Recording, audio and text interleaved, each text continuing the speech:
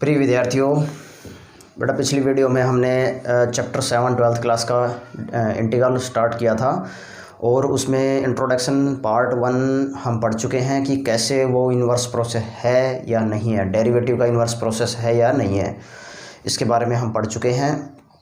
और हमने उस कॉन्सेप्ट को फेल करके भी दिखाया था, फिर उसको ट्रू करके दिखाया कि ये रियल में उसका इन्वर्स प्रोसेस है। और इस वीडियो में हम इम्पोर्टेंट जो फॉर्मूले हैं डेरिवेटिव और इंटीग्रल के, वो सब कुछ हम पढ़ेंगे। तो और इस वीडियो में जो पार्ट जो 2 है ये वीडियो, इस दौरान हम एक कल इट मीन्स जो पार्ट 1 में हमने पढ़ा था कि थ्योरेटिकल पोर्शन ये इसका इन्वर्स प्रोसेस है, बट जो आज हम ग्राफिकली हम उसको पढ़ेंगे कि इसका इन्वर्स प्रोसेस है या नहीं है। ये बेटा आप लोगों को थोड़ा बोरिंग ज़रूर लग रहा होगा, बट बहुत ही डीपली कंसेप्ट है, इम्पोर्टेंट कंसेप्ट है।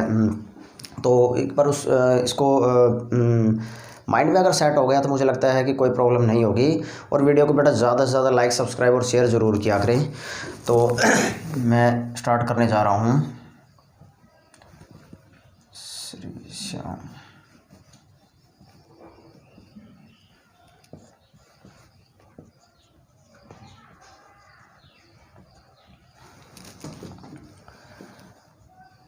Class 12 chapter 7 integral. बेटा आज हम जो ज्योमेट्रिकल इंटरप्रिटेशन के बारे में पढ़ेंगे, इंडेफिनेट इंटीग्रल के ज्योमेट्रिकल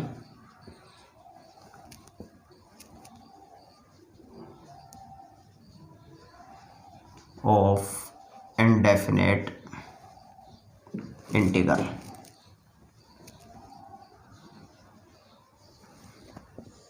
इसको समझते हैं बेटा एक्चुअल में है क्या। अब देखो, जब मैं इसके बारे में हम पढ़ेंगे। पिछली वीडियो में हमने क्या पढ़ा था बेटा, एफ ऑफ एक्स का जो डेरिवेटिव हम कर रहे थे वो क्या आ रहा था बेटा, एफ डैश एक्स, ठीक है।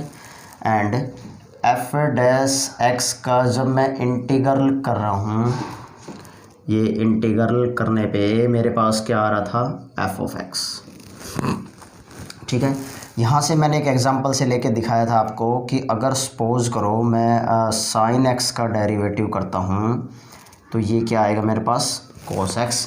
और क्या कोस एक्स का डेरिवेटिव करने पे साइन एक्स आ रहा है, बिल्कुल आ रहा था। अगर हमने ये भी पढ़ा था कि डी बाई डी एक्स, अगर मैं साइन एक्स प्लस 1 का डेरिवेटिव करूँगा तो भी कोस एक्स आ रहा है।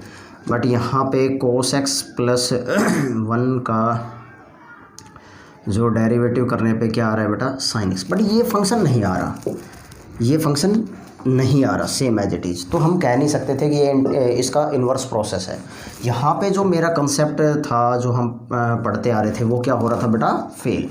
तो इस दौरान हमने सीखा क्या कि इसको अगर हम प्लस सी लिख देते हैं, ये कांस्टेंट, और ये कांस्टेंट ऑफ जो इंटीग्रल है, ये कांस्टेंट ऑफ इंटीग्रल है, ये चेंज होता रहेगा। किसके लिए, ये आर्बिट्रेरी कांस्टेंट है जो अपने कंडीशन के अकॉर्डिंग अपने आप को चेंज करता रहेगा।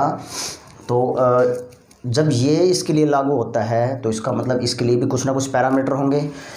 क्या हमने इसके जो मैंने आप लोगों को ग्राफिकली डेरिवेटिव का जो कंसेप्ट समझाया था कि एक कर्व है, स्लोप ऑफ टेंजेंट है ड्रॉ करने पे, और इंटीग्रेशन में उस बाउंडेड रीजन जो है उसका हम क्या फाइंड आउट कर रहे थे, उसका एरिया फाइंड आउट कर रहे थे, वो इंटीग्रल का कंसेप्ट है। लेकिन क्या अगर मैं कोई फंक्शन लेता हूँ और फंक्शन के दौरान अगर वो चेंज करके अगर मैं कोई एक पॉइंट ऑफ इंटरसेक्शन ड्रॉ करता हूँ, ध्यान से समझना बेटा, अगर इस तरह के अगर मैं कोई कर्व लेता हूँ और पॉइंट ऑफ इंटरसेक्शन अगर मैं ड्रॉ करता हूँ किसी एक ही पॉइंट पे, तो जो ये टेंजेंट लाइन ड्रॉ की है, टेंजेंट लाइन, ये हम एप्लीकेशन ऑफ डेरिवेटिव में पढ़ चुके हैं बेटा। टेंजेंट जो लाइन ड्रॉ की है, टेंजेंट लाइन के ऊपर ये पॉइंट ऑफ इंटरसेक्शन क्या दोनों कर्व को कट तो कर रहा है, बट क्या वो दोनों लाइन पैरेलल है। अगर पैरेलल है तो ये हमारे पास 11th क्लास की जो बातें हैं वो भी ट्रू हो रही है यहाँ पे। तो हम उस चीज़ को पढ़ने जा रहे हैं बेटा। ये हमने सब पुरानी बातें हैं जो है। अब ज्योमेट्रिकल इंटरप्रिटेशन के लिए सपोज करो लेट, अगर मेरे पास एफ ऑफ एक्स कोई फंक्शन ले लिया मैंने, जिसको मैं वाई से डिनोट कर रहा हूँ, ठीक है। अब इसका डेरिवेटिव करने पे क्या आएगा मेरे पास, 2x² अपॉन 2, ये कट करने पे प्लस का c। तो ये मैं y मान रहा हूँ, let y is equal to 2x।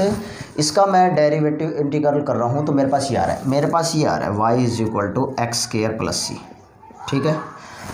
अब c मेरे पास यहाँ पे है कांस्टेंट ऑफ इंटीग्रल। क्या है बेटा, ये कांस्टेंट ऑफ इंटीग्रल। अगर मैं यहाँ से c की वैल्यू को चेंज करता जाऊँ, सपोज करो let consider c is equal to 0, तो y इज इक्वल टू क्या होगा, x²। और ये क्या है, इक्वेशन ऑफ पैराबोला, ये इक्वेशन ऑफ पैराबोला। और ये हम इक्वेशन ऑफ पैराबोला कब पढ़ चुके हैं, 11th क्लास में कॉनिक सेक्शन चैप्टर होता है, तो उस दौरान हम स्टडी कर चुके हैं बेटा equation of parabola. c is equal to 1, तो y इज इक्वल टू, यही पैराबोला की जो शेप है ये है, शिफ्ट होगा 1 unit y axis in positive direction. मतलब पैराबोला तो वही बनेगा, बट कौन सी साइड बनेगा, y एक्सिस की तरफ 1 यूनिट ऊपर शिफ्ट होगा, ठीक है। इसी तरह c इज इक्वल टू 2, तो y इज इक्वल टू बेटा ये 2 यूनिट शिफ्ट होगा, ये भी इक्वेशन ऑफ पैराबोला हो गई, ये चलता जाएगा। और c इज इक्वल टू अगर -1 y is equal to x² -1, अब ये भी पैराबोला है तो बेटा ये पैराबोला, ठीक है। बट शिफ्ट कहाँ हो रहा है, शिफ्ट हो रहा है in negative y axis, 1 unit below, 1 unit नीचे शिफ्ट हो रहा है। इतनी बात समझ में आ गई, ठीक है। c इज इक्वल टू -2 करने पे y इज इक्वल टू मेरे पास क्या मिल रहा है, x² -2, ठीक है। अब इसका मैं ग्राफ ड्रॉ करता हूँ। अब ये मैंने सपोज करो मेरे पास x एक्सिस है, ये x डेक्स हो गया, y हो गया, एंड ये y एक्सिस हो गया, और ये ओरिजिन। अब आपको देखते ही समझ में आ रहा होगा जो ये पैराबोला है ये ओरिजिन को टच कर रहा है, ये ओरिजिन को टच कर रहा है, ठीक है। अब ये जो पैराबोला है ये y एक्सिस की तरफ 1 यूनिट ऊपर शिफ्ट हो रहा है बेटा, ये शिफ्ट हो रहा है, ये 2 है तो ये बेटा इधर शिफ्ट हो रहा है, ठीक है। ये -1 है तो पैराबोला यहाँ शिफ्ट हो रहा है, और -2 है तो पैराबोला इधर शिफ्ट हो रहा है, ये ऐसे शिफ्ट हो रहा है, ठीक है। चलो अब मैं यहाँ से एक let x is equal to a कोई पॉइंट ऑफ इंटरसेक्शन है, पॉइंट ऑफ इंटरसेक्शन। मैं क्या प्रूव करना चाह रहा हूँ बेटा, मैंने पिछली वीडियो में हमने इंटीग्रल को तो प्रूव कर दिया कि इसका इन्वर्स प्रोसेस है, बट क्या डेरिवेटिव को भी तो हम प्रूव करना चाह रहे हैं कि ये इंटीग्रल का इन्वर्स प्रोसेस है या नहीं है। हम ये जो सब कुछ पढ़ रहे हैं ये हम डेरिवेटिव के लिए पढ़ रहे हैं। पॉइंट ऑफ इंटरसेक्शन हो गया, ठीक है। अब जो point of intersection equation of straight line होगी। अब ये जो पैराबोला है ये सपोज करो मैं एक इक्वेशन ऑफ लाइन ड्रॉ कर रहा हूँ यहाँ से इसके पैरेलल, ये मैंने एक पैरेलल लाइन ड्रॉ कर दी यहाँ से, ध्यान से देखना बेटा, एक पैरेलल लाइन ड्रॉ कर दी और ए की पॉइंट के ऊपर ये कट कर रहा है। यहाँ भी पॉइंट है at x is equal to a, यहाँ भी पॉइंट है at x is equal to a, यहाँ भी है at x is equal to a, और यहाँ भी at x is equal to a, और यहाँ भी at x is equal to a, ठीक है। अब देखो इसको ध्यान से, ये क्या है, पॉइंट ऑफ इंटरसेक्शन, ये कॉमन पॉइंट हो गया। क्या हो गया बेटा, ये कॉमन पॉइंट जो सभी के लिए लाई करेगा, सभी पैराबोला के लिए। अब मैं क्या करूँगा कि इक्वेशन ये मैंने ली y is equal to x², ये मेरे पास क्या है, इक्वेशन ऑफ कर्व है। क्या है बेटा, ये इक्वेशन ऑफ कर्व है।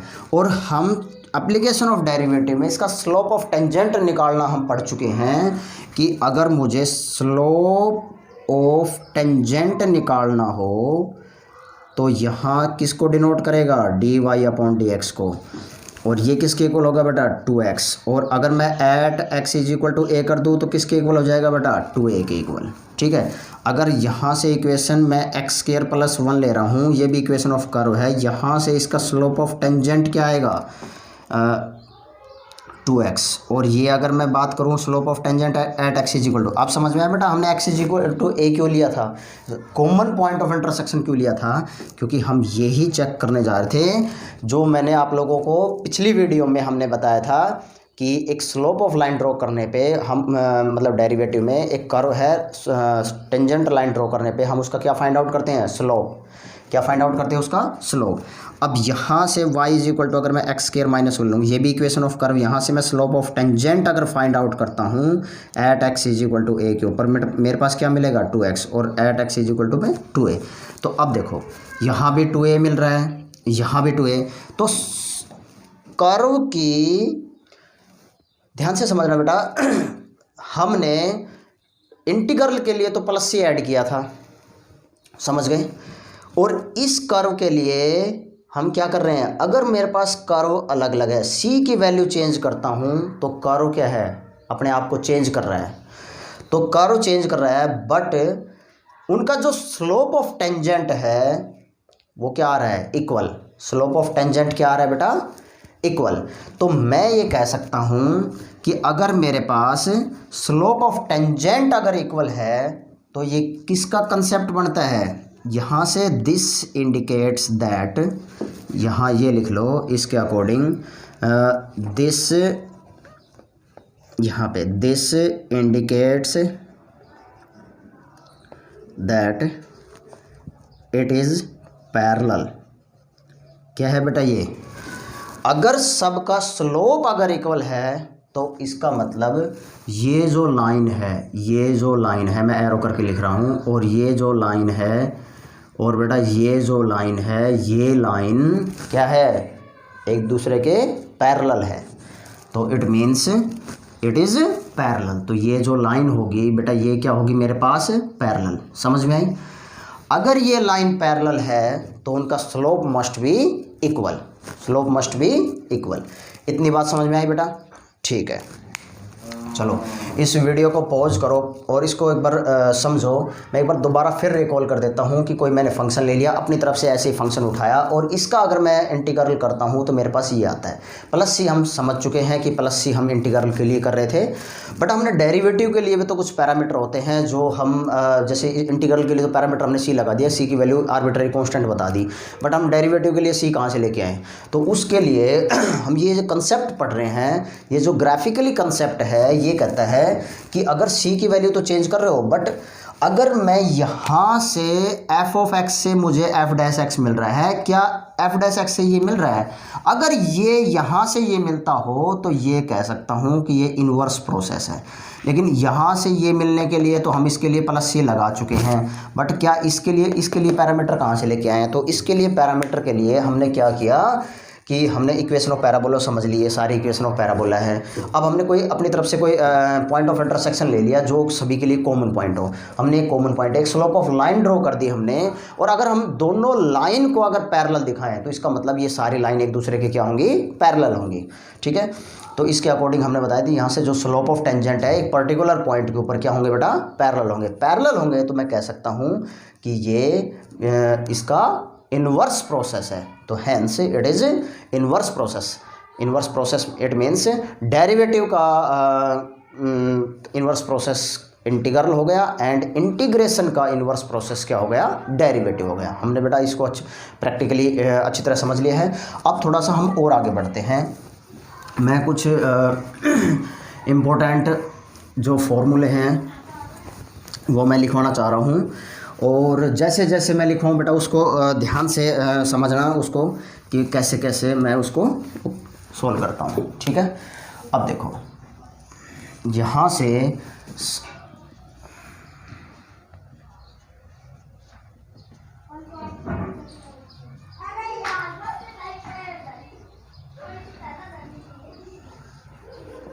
इम्पोर्टेंट फॉर्मूला है बेटा, ये डेरिवेटिव का हो गया एंड ये इंटीग्रल हो गया। ठीक है। इंटीग्रल को मैं लिख सकता हूँ अब एंटी डेरिवेटिव लिख सकता हूँ। सबसे जो फर्स्ट फॉर्मूला आता है सबसे बेसिक जो फॉर्मूला आता है किसी भी कांस्टेंट टर्म का डेरिवेटिव, बेटा कांस्टेंट टर्म का जो डेरिवेटिव है वो क्या होगा, ज़ीरो। तो इट मीन्स अगर इसका इंटीग्रल करता हूँ तो बेटा ये किसके इक्वल आएगा, इसमें कुछ नहीं जुड़ रहा तो 1 आएगा इंटू एक्स, ठीक है, प्लस सी। अब सेकंड जो कंसेप्ट कहता है कि अगर मैं एक्सपोनेंशियल का डेरिवेटिव करता हूँ तो e की पावर x का आगे 1 आएगा, और एक्सपोनेंशियल का अगर इंटीग्रल करता हूँ तो e की पावर x अपॉन में यहाँ कोफिशिएंट 1 है तो 1 अपॉन 1 प्लस c, ठीक है। अब ये a के लिए x काम करेगा अगर a का डेरिवेटिव a की power x into log a, ठीक है, और इसका अगर मैं इंटीग्रल करता हूँ तो किसका आएगा, a की power x upon log a plus c। चलो ये अगर इसका x का जो भी कोफिशिएंट है बेटा डेरिवेटिव में मल्टीप्लाई होता चला जाएगा, बट इंटीग्रल में क्या है वो डिवाइड होता चला जाएगा, ठीक है। अब यहाँ से समझते हैं ट्रिग्नोमेट्री का। अगर साइन x का जो डेरिवेटिव है बेटा कोस x, और कोस x का इंटीग्रल क्या होगा, साइन x, ठीक है, और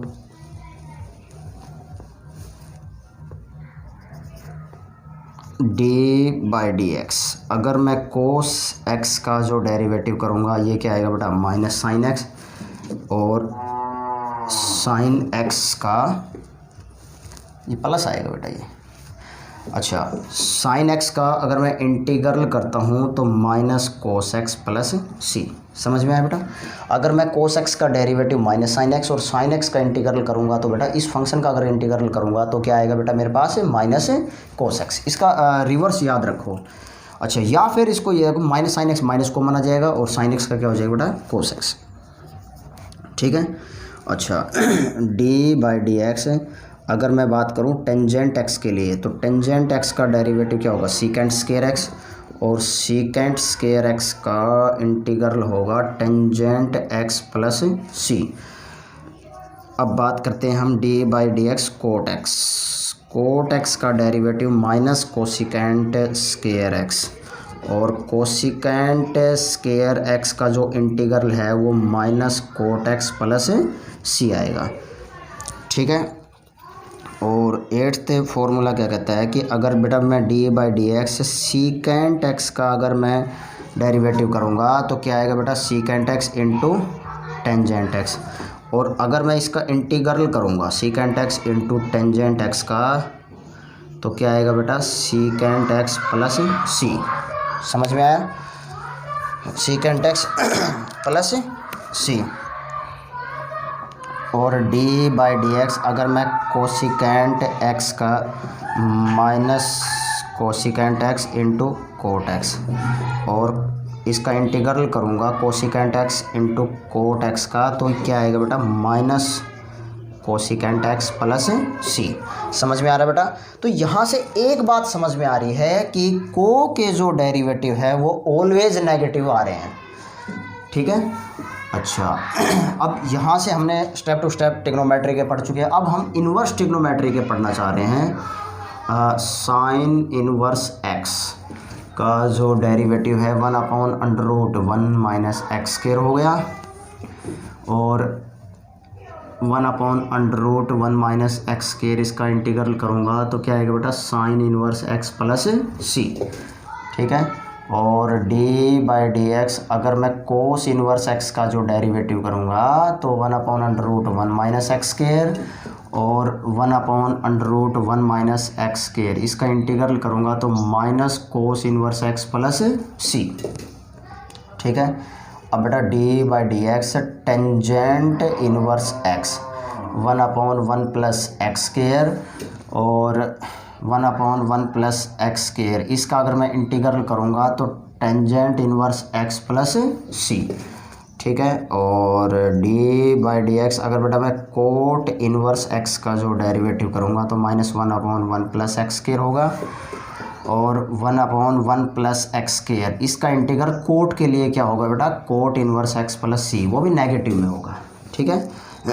अच्छा 14 क्या कहता है कि बेटा d by d x secant inverse x, तो 1/x under root x square -1।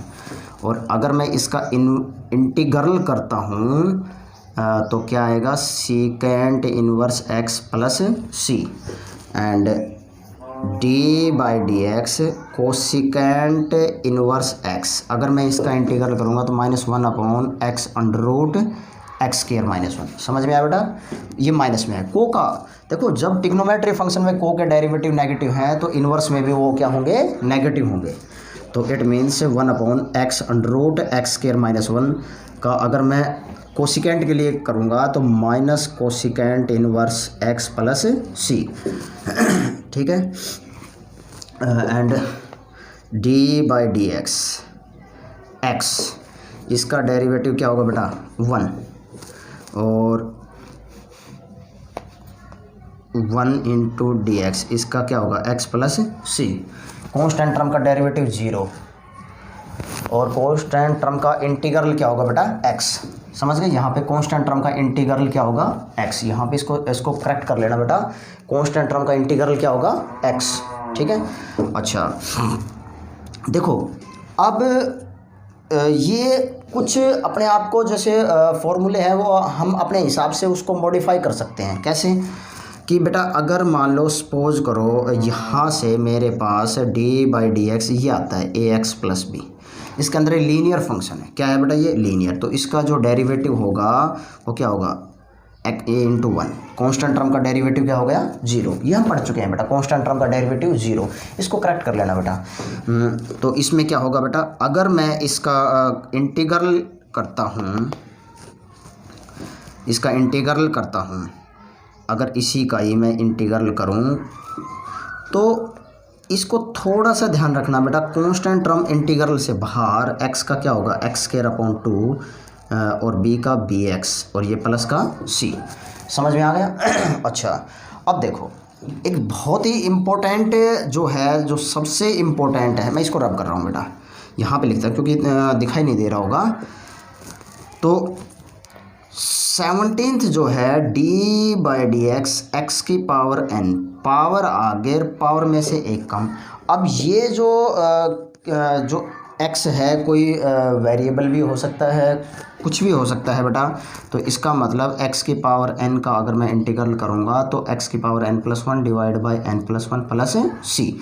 अच्छा 18 जो फॉर्मूला क्या कहता है कि बेटा d by d x log of x, इसका डेरिवेटिव 1/x और 1/x dx का जो इंटीग्रल है वो log mod x plus c, ठीक है, log mod x plus c। बेटा हमारे पास जगह थोड़ी कम है और मुझे कुछ एक दो और लिखवाने हैं। मैं कहाँ लिखवाऊँ, मैं यहाँ लिखवा देता हूँ।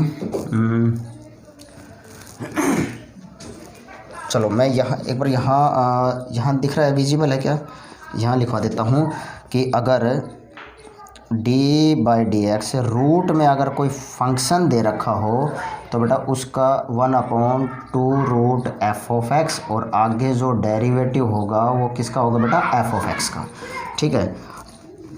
और ये डेरिवेटिव का कंसेप्ट याद रखना। और इंटीग्रल का अगर रूट में कोई फंक्शन दे रखा हो उसका अगर इंटीग्रल करेंगे तो वो डिपेंड करेगा फंक्शन के ऊपर, ये ध्यान रखना बेटा, डिपेंड करेगा फंक्शन। अगर फंक्शन का लीनियर है तो यहाँ कुछ बातें लिखनी थी बेटा, अगर फंक्शन लीनियर है तो डायरेक्ट होगा अदरवाइज नहीं होगा।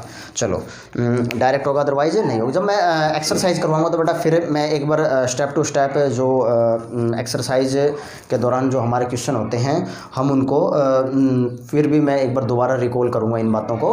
तो वीडियो को बेटा ज़्यादा से ज़्यादा सब्सक्राइब करें, लाइक करें, उसको शेयर करें। बहुत ही इम्पोर्टेंट है जो डेरिवेटिव और इंटीग्रल के जो हमने फॉर्मूले लिखे हैं। वीडियो को पॉज करके बेटा प्रत्येक फॉर्मूले को आप नोट डाउन कर लेना कैसे किया है। और जब मैं एक्सरसाइज करवाऊंगा तो मुझे लगता है आपकी कोई भी प्रॉब्लम नहीं रहेगी। ठीक है, तो नेक्स्ट वीडियो में हम बेटा इसकी एक्सरसाइज के बारे में बात करेंगे। और अब जो पेपर होंगे जस्ट कोरोना के दौरान, अब जो हमारे CBSE या और भी स्टेट बोर्ड के जो एग्ज़ाम होंगे, तो उस दौरान बेटा क्वेश्चन किस टाइप से आएंगे, कैसे क्वेश्चन बन सकते हैं, मोस्ट एक्सपेक्टेड क्वेश्चन क्या हैं, 1 मार्क्स की भी मैं पूरी कंप्लीट टेस्ट सीरीज़ करवाऊँगा।